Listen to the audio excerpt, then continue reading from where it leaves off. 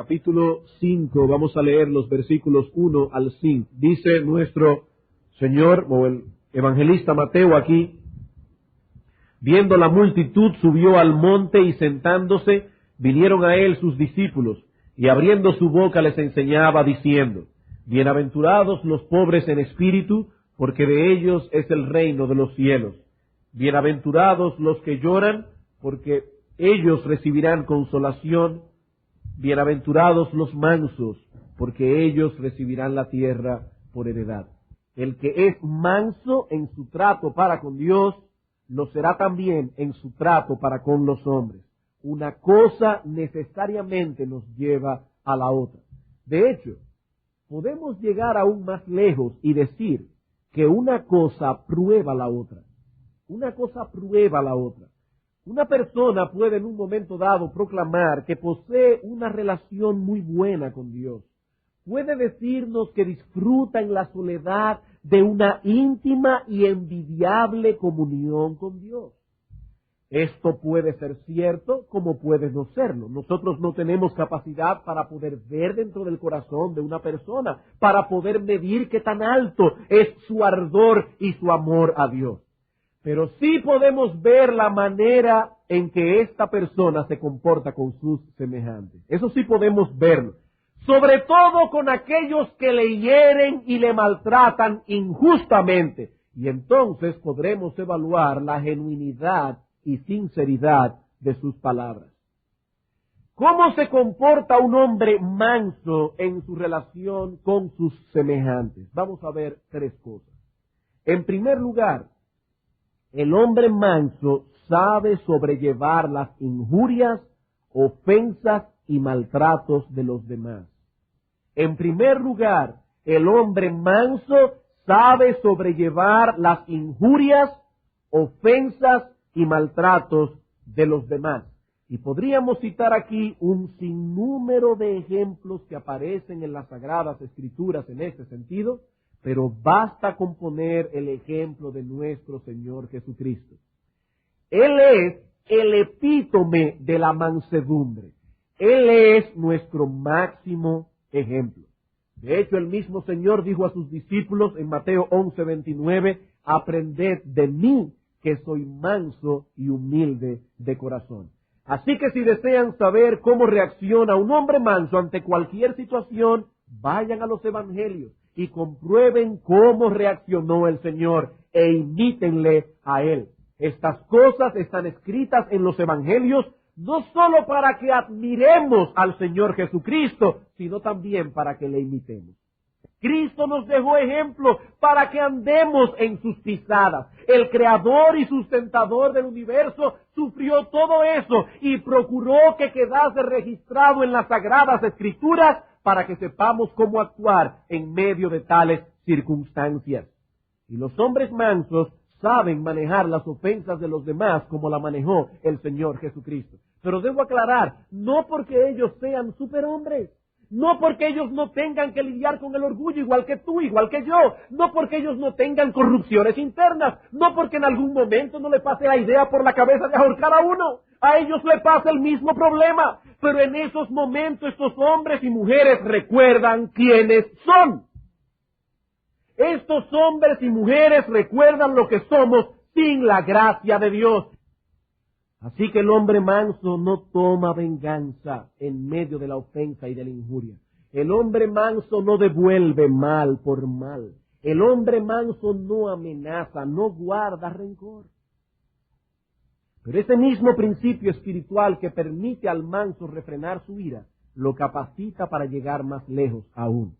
Así que si lo anterior ya nos pareció un poco difícil, debes saber que el manso debe dar un paso más adelante. No solamente debe soportar la injuria en el sentido de no devolver mal por mal, sino que debe soportar la injuria haciendo bien a los que le aborrecen. Hasta que no llegamos a ese punto, no somos mansos en el contexto en que la Escritura le llama mansedumbre.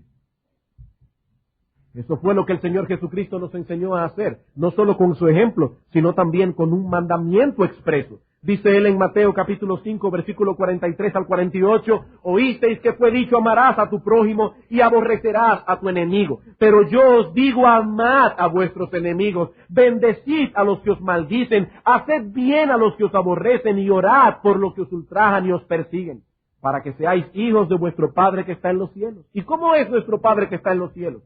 Él hace salir su sol sobre malos y buenos. Él hace llover sobre justos e injustos. Porque si amáis a los que os aman, ¿qué recompensa tendréis? ¿No hacen también lo mismo los publicanos? Y si saludáis a vuestros hermanos solamente, ¿qué hacéis de más? ¿No hacen también así los gentiles? Sed pues vosotros perfectos, como vuestro Padre que está en los cielos es perfecto. Este hombre no se permite la autoconmiseración. Él no está diciendo todo el tiempo, ay de mí, mira cómo me tratan los demás, mira cómo me trata mi marido, mira cómo me trata mi esposa, mira cómo me trata aquel, mira cómo me trata mi jefe. Este hombre no conoce lo que es autoconmiseración. ¿Y saben una cosa? A un hombre así nadie puede hacerle daño. Nadie puede hacerle daño. Toda su fortaleza está dedicada a la defensa de Dios, no a la defensa de sí mismo. Por el honor de Cristo y del Evangelio, este hombre está dispuesto a dar incluso la vida, pero no se molestará siquiera en defender su propio honor. Ni se molestará en eso. Y aquí entonces, hermanos, la primera característica de un hombre manso hacia los hombres. Él sabe sobrellevar las injurias, las ofensas y los maltratos. En segundo lugar, la segunda característica de un hombre manso es que está dispuesto a perdonar y a pedir perdón cuando el caso lo requiera. Está dispuesto a perdonar y a pedir perdón cuando el caso lo requiera. Y hay dos ideas aquí. El hombre manso perdona, el hombre manso pide perdón. Vamos a ver estas dos ideas una a la vez. La Escritura nos dice que debemos perdonar a los demás de la misma manera que Dios nos perdonó en Cristo. He ahí la medida, el modelo. Debemos perdonar como Dios nos perdonó en Cristo. Y esto nos enseña tres cosas con respecto al perdón. En primer lugar, que el perdón debe ser real. En primer lugar, que el perdón debe ser real. ¿Qué quiero decir con esto? Bueno, que Dios no hace un simulacro de perdón. Él perdona. No es un simulacro. Él perdona. Por lo tanto, lo que hemos hecho al decir con nuestra boca, yo te perdono, es la promesa, primero, de que nosotros no volveremos a tocar este asunto con la persona que nos ofendió. Si mañana comete la misma falta, no le vamos a decir, no, ya perdonamos el asunto. Eso quedó enterrado, eso quedó olvidado, eso ya no se vuelve a tocar más. Es la promesa que hemos hecho. En segundo lugar, estamos prometiéndole a esta persona que nunca más volveremos a hablar del asunto con otras personas. Y en tercer lugar, y la parte más difícil del perdón, estamos prometiendo a esta persona que cuando el diablo, el enemigo de nuestras almas, traiga ese pensamiento a nuestra memoria otra vez, lo rechazaremos de inmediato. No volveremos a pensar en el asunto. Eso es, hermanos, lo que significa perdonar. ¿Y qué dice el Señor? Que si no perdonamos de ese modo a nuestros hermanos sus ofensas, Dios tampoco perdonará nuestras ofensas. Por otro lado, se trata de un perdón total.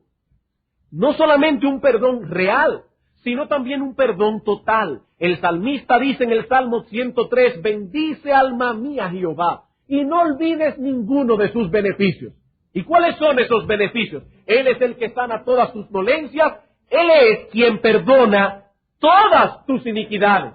No solo una parte de ellas, ni siquiera la mayor parte de ellas. Todas nuestras iniquidades, todos nuestros pecados son perdonados cuando vamos a Dios en arrepentimiento y confesando nuestras maldades. Y de inmediato la comunión es restaurada. Así que el hombre que dice, podría perdonar cualquier cosa menos esto, no conoce la mansedumbre de la que estamos hablando aquí. ¿Recuerdan ustedes cuál es la raíz de la mansedumbre? Dijimos esta mañana que es un nuevo entendimiento de quiénes somos. El hombre que sabe cuál es su verdadera condición delante de Dios y que conoce todo lo que Dios ha tenido que perdonarle y que continuará perdonándole hasta que lleguemos a la puerta de perla en el cielo, no tendrá reparo en perdonar las ofensas de los demás, porque él sabe que por más lejos que lleguen los demás, nunca llegarán más profundo de lo que nosotros hemos llegado en nuestro pecado contra Dios. Y si Dios nos perdona nuestras ofensas, ¿quiénes somos nosotros para no perdonar a los demás sus ofensas? Pero no solo se trata de un perdón real y total, sino también constante. Constante. Dice Mateo capítulo 18, versículo 21, que el apóstol Pedro preguntó al Señor, ¿cuántas veces perdonaré a mi hermano que peca contra mí? ¿Hasta 7?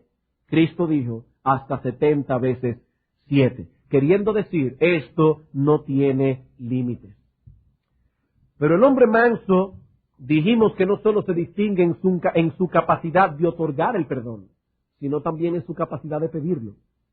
No solo de otorgarlo, sino también de pedirlo.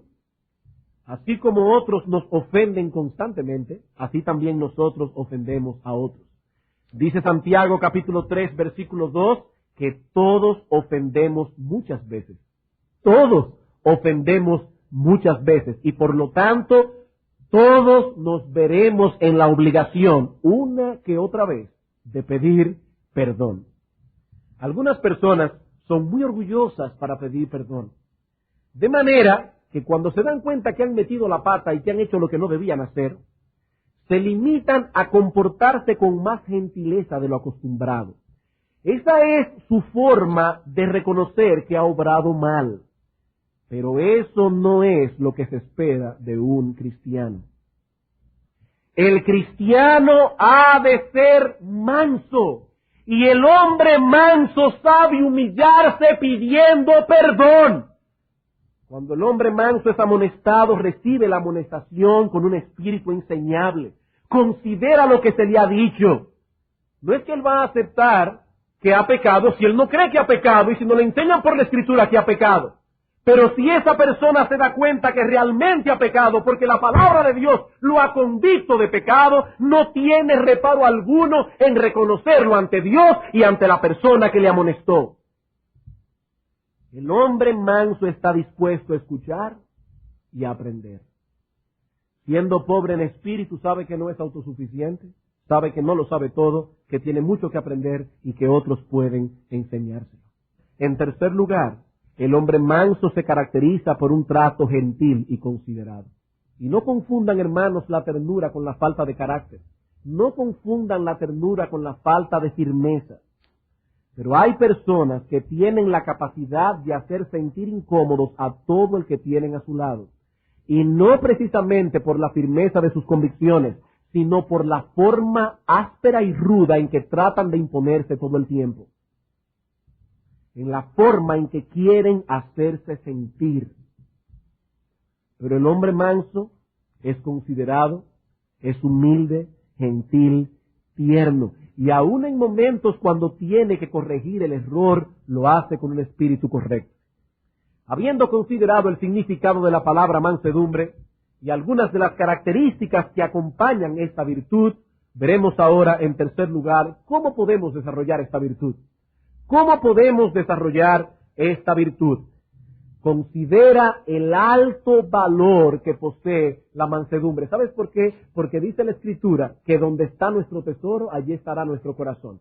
Si nosotros valoramos esta gracia en lo que vale, haremos un esfuerzo enorme por obtenerla. No importa lo que tengamos que sacrificar. El primer paso para desarrollar esta virtud en nuestra vida consiste en darle el valor que Dios le da.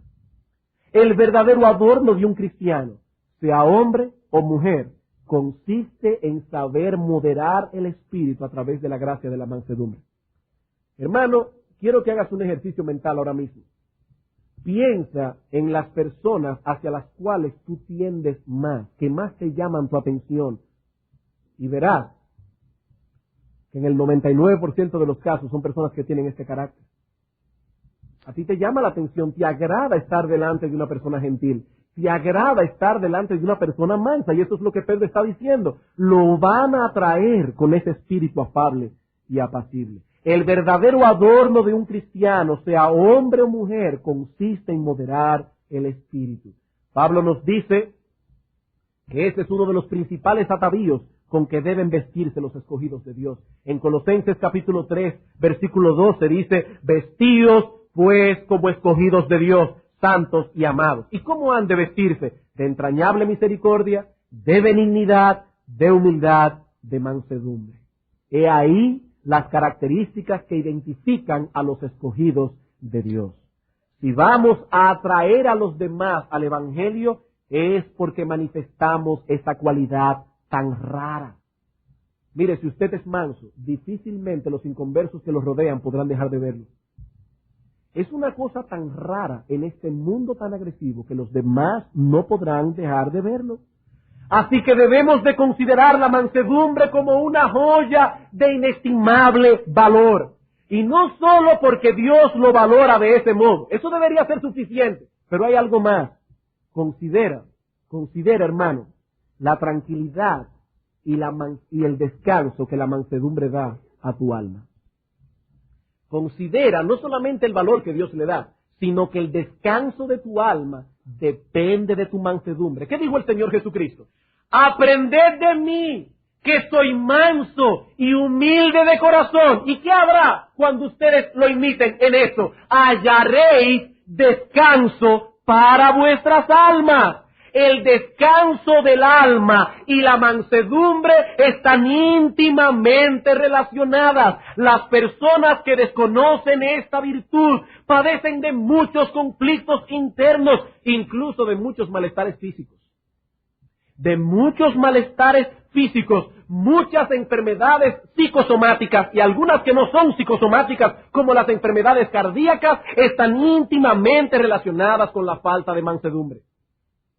Íntimamente relacionadas. Pero el peor de los padecimientos de estas personas es el que tienen en el alma.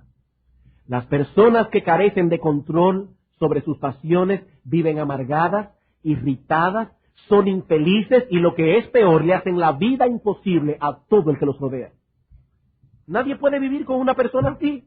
Cristo dijo que solo los mansos y los humildes hallarán descanso para sus almas. Los demás están condenados a vivir vidas miserables y desgraciadas. No hay opción.